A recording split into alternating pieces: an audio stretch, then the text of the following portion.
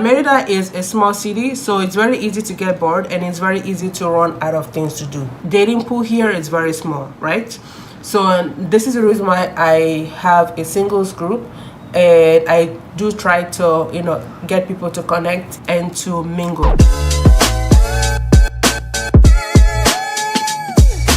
Hello guys, welcome back. All right, so for those who are new to me, my name is Adeola, and I am a Nigerian living here in Merida, Yucatan, Mexico. All right, let's go. So today's video will be about the cons of living here in Merida. So the disadvantages of living here in Merida, because well, it's not all rosy and dandy. Now, I created a video about the pros of living here, and I mentioned 11 reasons or 11 pros of living here in Merida and why I am still here, pretty much. So let's get to the cons. Okay, so con number one, everybody knows about this con already. It's about the heat. Damn, the heat here in Merida is out of this world. Now, I know there are some cities in many parts of the world whereby it gets even hotter, right? It's like unbearably hot. But here in Merida, it's, in the summertime, so that's from like mid-March to, let's say, end of August, so about 6 months or so. End of August, beginning of September, it gets hot. Mid-March to June, because like August or so, it starts raining, so it cools down a little bit. So let's say from mid-March to about July or so, it's like an oven, right? Very hot. So anywhere from 36 to 42 or so degrees Celsius. Now it might feel a little bit hotter, right? Because it's like, this is the temperature, but this is what it actually feels like, right?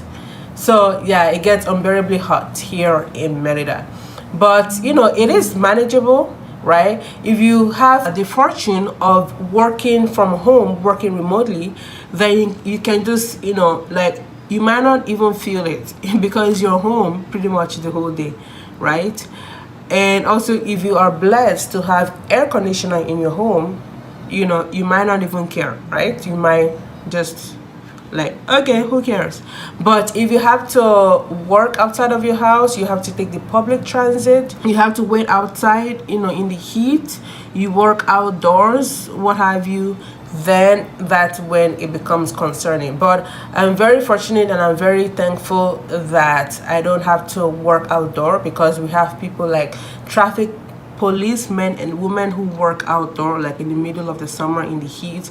You have street vendors, you have people with stores, like in Centro, they don't have air conditioner, they just have the fan. You have just people with stores, businesses, they can't do anything about it. Like, they're there in the heat, they might have the fan, but really, and they stay hydrated. But I'm very fortunate that I don't have to deal with that. So for me, I stay indoor. I don't leave my air conditioning on for the most part, because I need my skin to acclimatize to the heat. Right now the AC is on because I had to close my windows, right? Close my windows to reduce noise, so I had to turn on the AC so that I don't get too hot. But yeah, but I do have, maybe I will create another video about how to manage the heat here so that you can actually continue to live and thrive here in Merida, and you don't pack up your bags. Because last summer so many people were selling their stuff moving from Merida because I guess the heat was too much for them. So, which I can't lie, my first summer here, I was always sleepy, like in the middle of the day. Like, I would eat, the next thing I would just pass out. I'll be like, wait, what's going on with me? So I was always sleeping because the heat was just like, ooh, the heat knocked me out all the time. But I'm still here, so it's it's bearable, it's manageable, it's not excessive. It's something you can actually manage, you can actually work around it. Because the fortunate thing is that in the evening it cools down, and so you can open your windows, let some fresh air in.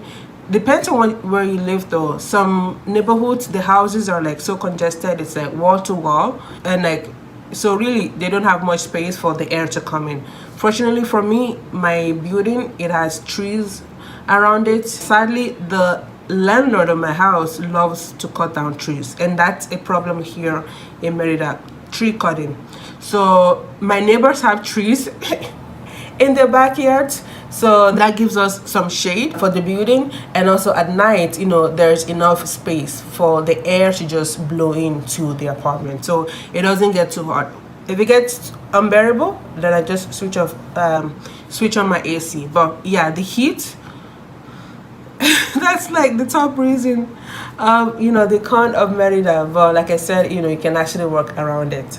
And number two, this might contradict with my previous video, right, is that Merida is a small city, so it's very easy to get bored and it's very easy to run out of things to do, right? So if you are just here for a few weeks, right, you don't have the time to start something, to start an initiative, right? You're just here for a few weeks, you're just here for a few days, and you're gone, right? So you might not have the time. So people who come here, sometimes they feel bored, and so they eventually move to bigger cities like Mexico City, Playa del Carmen, Guadalajara, right? Those three cities are like very popular cities that people will move to after Merida. So because they feel like, okay, there isn't so much things to do, and also it's like north or central, or always central when it comes to activities. So people get bored sometimes and they leave, or they might have, or they enjoy going hiking in the woods. We don't have woods here in Merida, so you know, just hiking mountains, right? We don't have any mountain here. So if you're into outdoor activities, especially in the summertime, no outdoor activities, right? So people sometimes they, you know, they pack up their things and they go somewhere else in Mexico, whereby they can have that lifestyle. Number three, now this might not even be relatable to a lot of you guys, but if you drive here in Merida, if you own your own car, you drive, then this is a huge con, because then my tires are suffering. My tires are suffering and I need to change them out. But it's a good business if you are in the tires business, because then the roads here will make you change your tires, you know, bike tires, motorcycle tires, car tires, truck tires. As long as you have wheels, then the roads here are terrible. Well, not terrible, but I think it's the heat, and also it's the quality of the materials they use for the pavement of the roads. So reason number three will be potholes and unmarked speed bumps. They call them topes. Unmarked speed bumps, especially when going to the small towns, because you're driving at a particular speed, 100 kilometers an hour, 120 kilometers an hour, and then now you are in the pueblo, you have to drive through that pueblo, and you're driving and it's like, oh shoot, there's a pothole, or sometimes 3 potholes. You're like, and then you have to like brake suddenly. Like, I've had to apologize to my passengers many times, like, oh my gosh guys, I'm so sorry. Because damn, yeah, unmarked potholes, because you don't see them, it's the same color as the road, and like there's no sign, or sometimes there's a sign but it's like behind a tree branch or behind something, or and at night you're driving, like it's like black and white, it doesn't reflect nothing, so like you don't even see it. So yeah, unmarked potholes, my car, it's like damn, like I'm so sorry.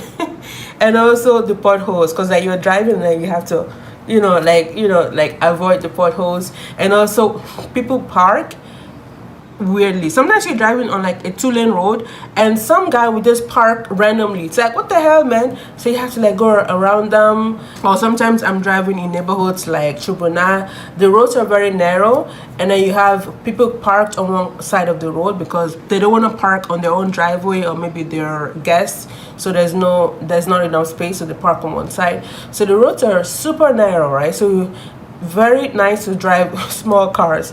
Roads are super narrow. Sometimes you have people parked on both sides of the road, so you're driving here on this lane, and then next time you switch to that lane, and then this lane, or you're driving in the middle of the lane. It's like you're driving on like 2 lanes at the same time.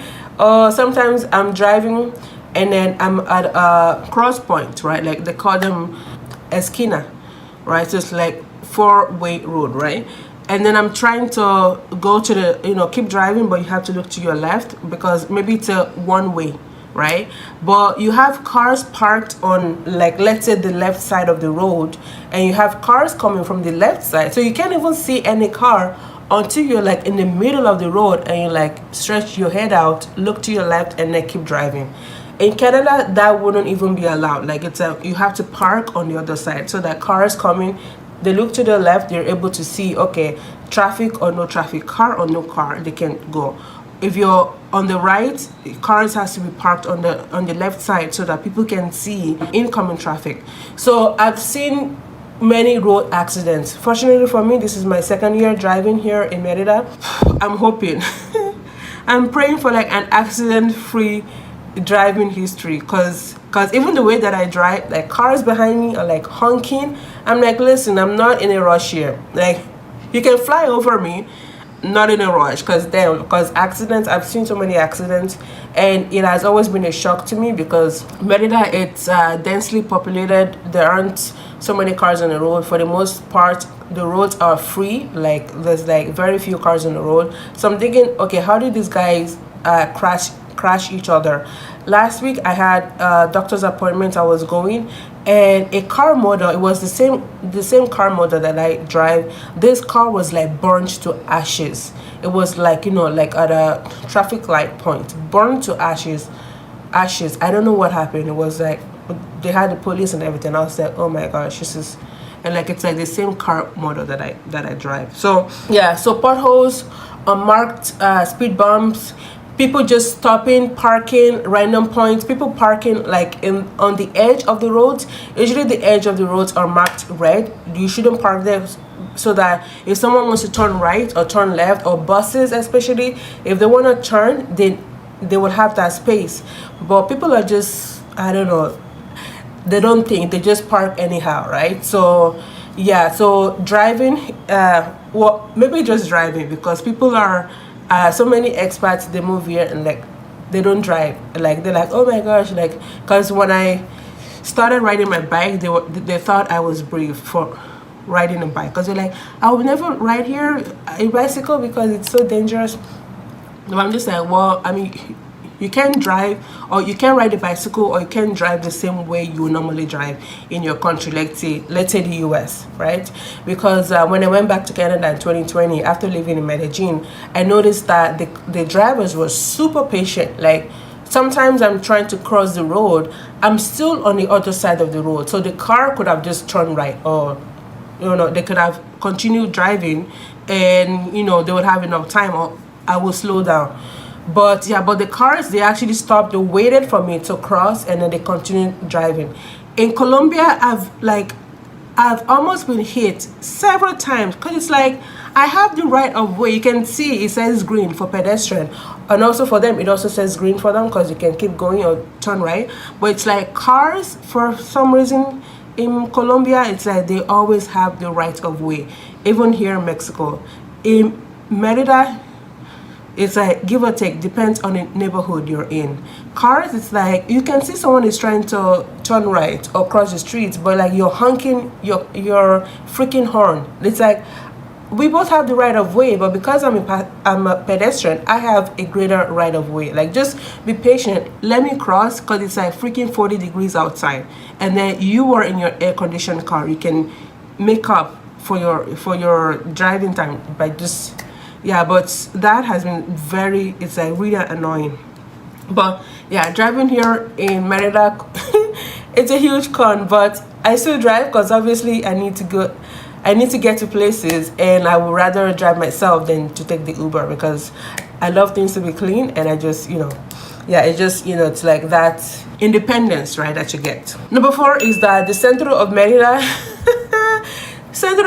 has many abandoned buildings, abandoned properties. Now, Merida, the slogan for Merida, it's called Ciudad Blanca. Now, there are so many controversies about why it's called a white city. They've said that it was called a white city because, the Spanish, when they came here, they were all white, so they built Centro, like the center of the city, for themselves, and they kept the brown people, the Mayans, outside of this Centro. Some people have said that Merida, it's called the white city because the buildings used to be white, which I don't believe. Some people have called Merida the white city, Ciudad Blanca, because it's a clean city. That's not the case. So yeah, but Merida, every time I leave Merida for a few days and I come back, it's like, why is this place looking like this?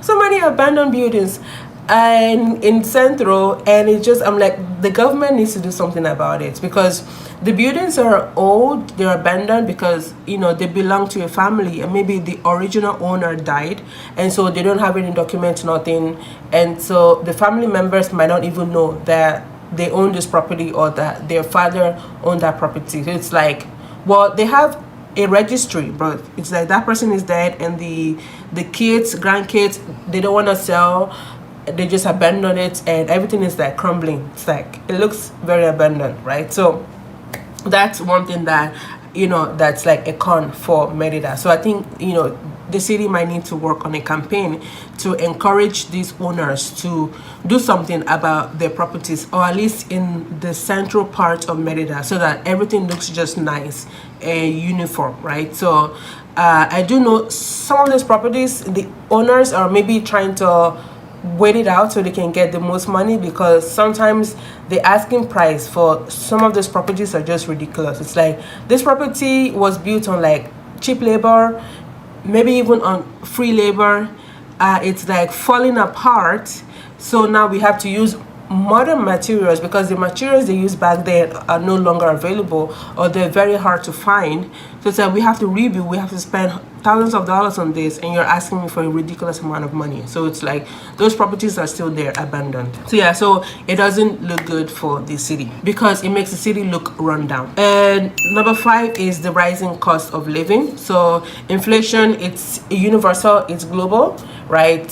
It's everywhere, including here in Merida. So yeah, rising cost of living, but again, it's something you can actually, you can work around it. Now things are getting expensive, like food stuff. I used to buy 2 bags of vegetables from my neighborhood fruteria, and now it's like 1 bag for like 200 pesos. Sometimes almost 300 pesos for just 1 bag. Before I could, like, I would need to carry everything in like 2 bags for like 250 pesos. So things are getting more expensive. Rent is getting ridiculously expensive for no reason, just for no reason. Yeah, just rising cost of living. And number 6, so a huge con for me is that the food scene, the culinary scene, the gastronomia. So the gastronomic culture in Merida, it's not that exciting. Nothing to be excited about, to jump up and down for. I mean, they have like really popular dishes like pokchuk, sabotes, panuchos, sopa de lima, relleno negro, queso relleno. Like, they have so many traditional foods, right? But yeah, it's not really anything to jump up and down about, to just be excited about. But the restaurants are really trying in just making sure that the local Yucatecan food can compete on a global scale, right? For me, they all taste good to me. I don't mind, but it's just some places the food are heavily salted. It's like, whoa. At the beginning when I first moved here, it was so hard for me to eat anything or to enjoy anything at the restaurant, because it was heavily salted. It was too salty. But I think I've gotten used to it. I don't know, but yeah. And sometimes depends on where you go. Sometimes the food, like the panuchos, they fry them, but it's like, it's too greasy, and it's just like, yeah. And if you're into tacos, street tacos, street food, it doesn't exist here in Merida. It doesn't exist. Some neighborhoods, yeah, they have street tacos, good tacos, but it's some neighborhoods. Now, if you've been to Mexico City, even Puerto Vallarta was there. Many neighborhoods, they have street tacos, street foods. You can get tacos de canastas, you can get huaraches, you can get sopes, you know, very good food, flautas and all this stuff, right? But yeah, only a few neighborhoods have like the street food. Some neighborhoods you might need to walk. So my neighborhood, I think we have a few taquerias, so taco places, taco restaurants. I mean, it's like a walking distance. But chilangos, so people from Mexico City, they are not excited about the tacos here in Yucatan, which makes sense because they make it in their own traditional way. So it's not, they don't have as many varieties as tacos in other parts of Mexico, especially the northern part of Mexico. So for me, that's one thing that I've experienced. And speaking of food, so meat for me was very hard for me to find very good quality meat and chicken. So the chicken here, it's like the GMOs, or I don't know what they put in the chicken food. I used to buy chicken from my neighborhood chicken place, and the chicken would taste like pork. I was like, what's going on? And then they were like huge, massive. They looked almost like turkey. I was like, what is this? Because I was used to like the standard of chicken or meat coming from Colombia, but in Merida, no good. And I'm not going to generalize and say Mexico, because I've lived in other parts of Mexico. So, and like the meat quality was very good. Meat, chicken, eggs, very good. But here in Merida, I almost went vegetarian because it was so hard for me to find very good qualities, even till now. Even fishes, right? You think because they're very close to the coast, they should have very good quality seafood. It's not. No, it's not good. So the food scene, it's not that exciting here in Merida. Number 7, cons here. To me, it's not my con, is other people's cons, but I'm just gonna put it here anyway. Is that people who moved here, well, the Mexicans who move here from other parts of Mexico, so they are called foráneos, meaning foreign people.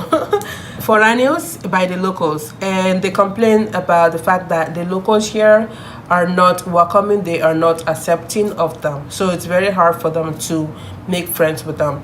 And as a matter of fact, there is a Facebook group, maybe they have more Facebook groups for foráneos and Yucatan, or foráneos in Merida. So it's a bunch of people who migrated from other parts of Mexico to Merida, and they just make friends with each other instead of the locals, because I guess the locals are not welcoming, which I don't blame them for, because if you're always talking negatively behind their backs, which they are aware of, like, why should I be friends with somebody who has nothing good to say about me? So yeah, so usually when the foreigner starts to talk down on the local people, I just shut it down immediately. But I haven't had that issue, because when I host events, especially my weekly intercambios, they show up, they come, right? So to me, it's that if they are really that closed off, they wouldn't show up to my event. And also I do know of a few locals from here, from Yucatan, from Merida, that they actually host social events because they are looking to meet people from all over the world and also all over Mexico. So